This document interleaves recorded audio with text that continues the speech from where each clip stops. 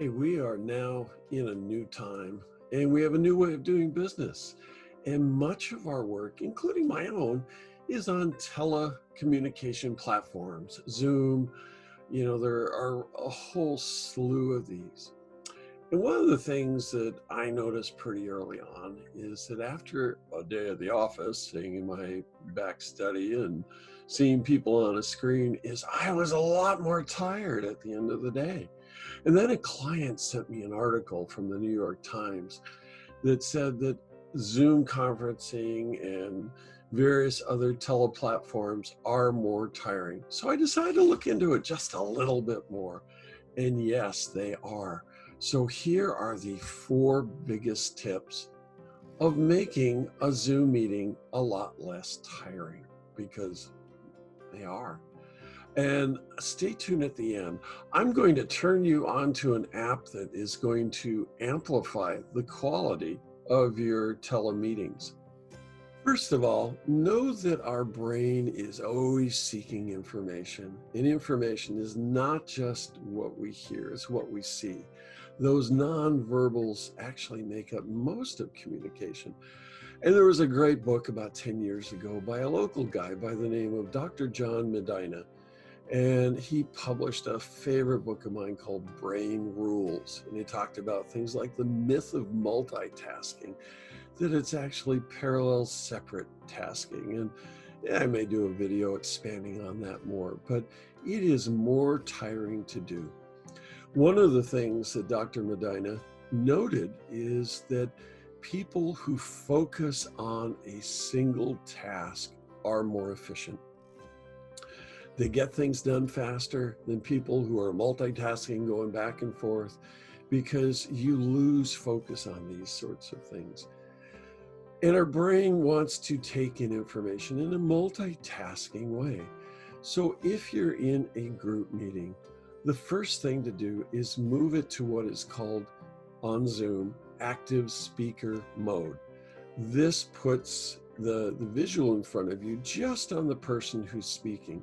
Your brain isn't trying to multitask and take in information on all the other stream of nonverbals that are coming through a group presentation. And you're going to find this less tiring. When you're on a Zoom conference, you need to look at the camera. You need to appear interested. If you're multitasking on it, people are going to know. It is like so obvious that you're multitasking, and that doesn't give you a good presentation if you're in a business meeting. Who wants to talk to somebody whose mind is just kind of floating a million miles away? But active speaker mode really cuts the data input, if you will, to your brain.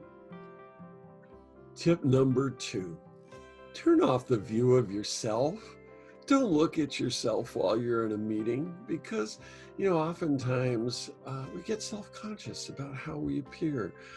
Are we making the right amount of eye contact? Are we really doing what we need to do? For some people, this evokes anxiety.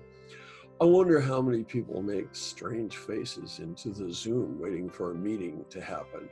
Put that in the comments if you do that, and maybe a screenshot of your funniest face that you've made while in a Zoom meeting.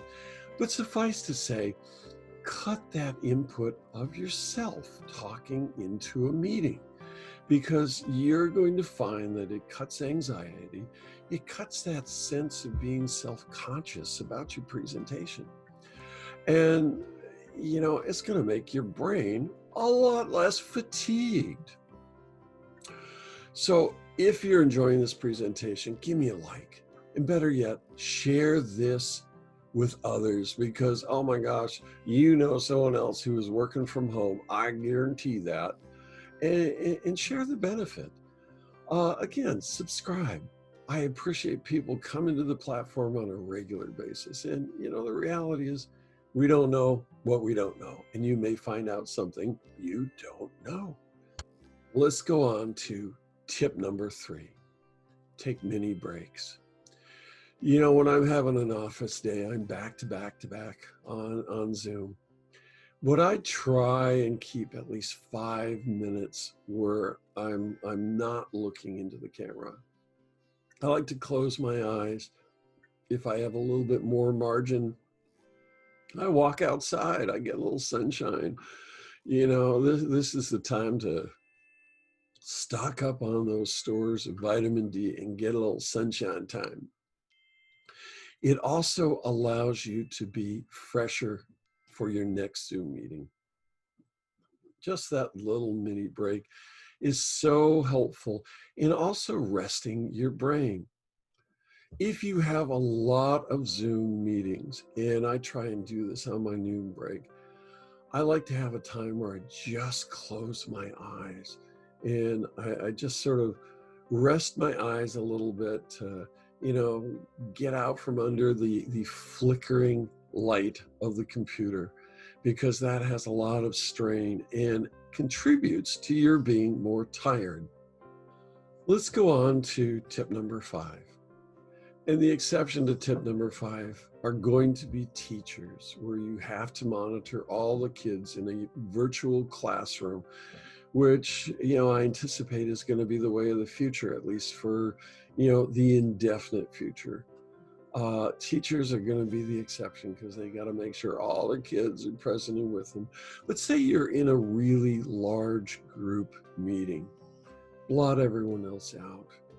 It just, as much as you take yourself off the screen to give your brain a rest, we tend to pick up on what so many other people are doing. And in a large group meeting, you can't help but scan and see what other people you may know, just what they're doing. And, if it's a smaller meeting, it helps that sense of isolation that, gosh, so many of us are feeling. But if it's a large meeting or if it's a repetitive meeting, turn everyone else off so you can't see them. That active speaker mode, and Zoom will switch between active speakers. That's a neat feature. And I don't use other platforms, but they may have features like that too. But, turn everyone else off. It really keeps our brain from wanting to take in all that information. There's an interesting parallel.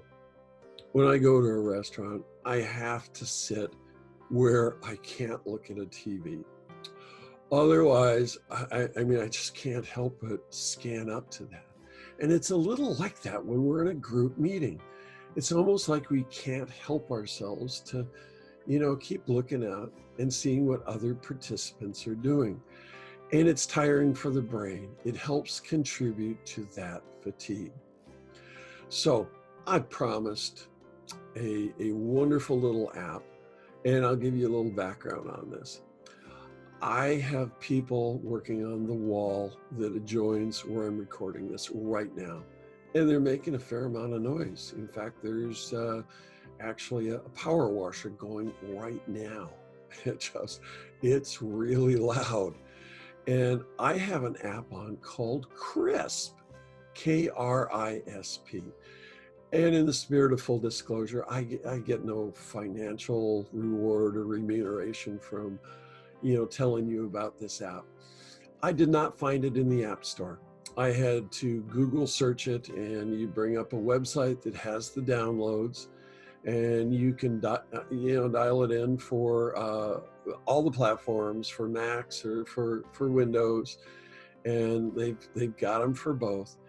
And it gives you a free version that gives you 120 minutes free. It has a paid version that is like $3.30 a month, which is pretty cheap. And the advantage to Crisp is that if your kids are in the background going, "Mommy, mommy, daddy, daddy," it will tune them out. It'll also tune out a lot of the background sound. So if you need to be professional in a meeting, and you're professional, from the waist up, you can be wearing cutoffs from the waist down. But if you need to have that professional presentation in your teleconferencing, boy, Crisp is a free app that just brings your level of professionalism right up there. And like I said, there may be a little bleed through on this, but it is really loud on the other side of the wall in my office right now. And I've got Crisp up and running. So this is GH Glade for Coaching ADD, and I hope to see you next week. I would appreciate you putting comments in the comment box. And so till next time, which is next Monday, we'll see you then. Bye-bye.